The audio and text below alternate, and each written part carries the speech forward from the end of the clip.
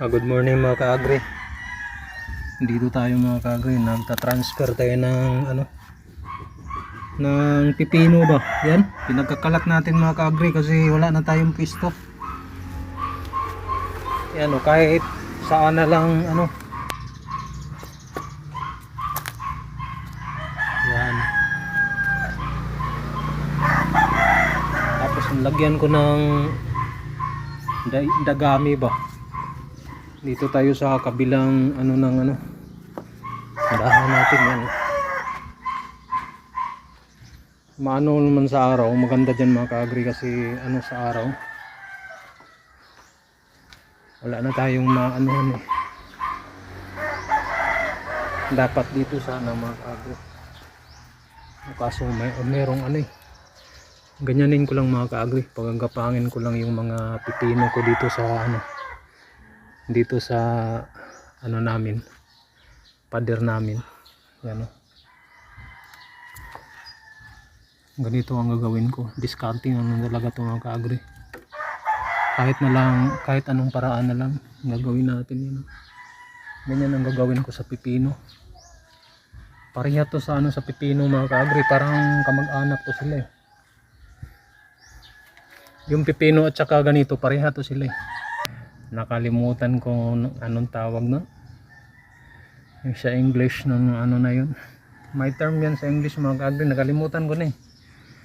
Kabilang siya sa mga sa Bisaya pa yung gumagapang na gumagapang na gulay, kalabasa, ampalaya. Pero ang kaano talaga nito itong pipino, itong kamag-anak na parang pipino yung mga ka-agri.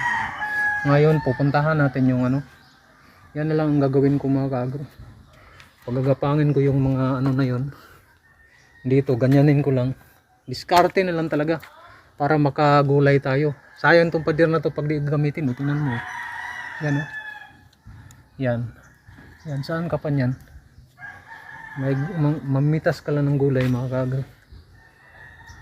Yan, tulad yan dito mga ka-agri. Ito talaga ang kanyang main source ng ito yung mga pinapatubo na natin. Ang ganda ng lupa mga ka-agri, ang taba-taba ng lupa, fertile na fertile yan. Ito permanente to, pinagkukuhanan ko yan. Ito pagtatanggalin ko naman to mga ka-agri. Problema naman ako nito doon naman sa kaso walang araw, hindi yung matamaan talaga ng araw.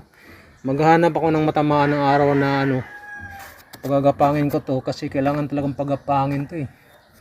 Ito huli itong tumubo to eh. Ito na anuhan ko na. Yan.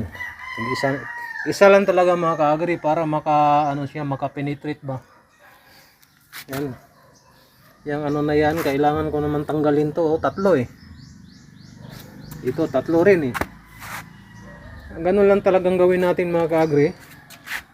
Ito Ang problema kasi nito nag-alangan ako kasi kailangan kasi ng sunlight eh. Itong ampalaya ko mga ka-agri, pero parang matamaan naman mga ka-agri, kita mo. Gaganyan naman ng araw. Kailangan talaga ang tanim ay nabubuhay ang tanim sa pamamagitan ng hangin, tubig, pataba, at saka sunlight. Yang apat na yan mga ka-agri. Yan ang pinaka-importante sa tanim. Sunlight, tubig,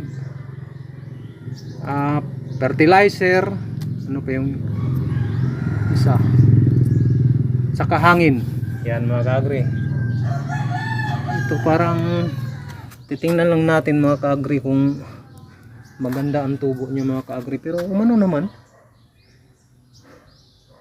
hindi pa to nakabuilo mga ka-agri kasi bago lang to na transfer. Yan, diskarte lang talaga mga ka-agri. Yan lang pong ating video ngayon. Marami pong salamat sa inyong panonood. God bless.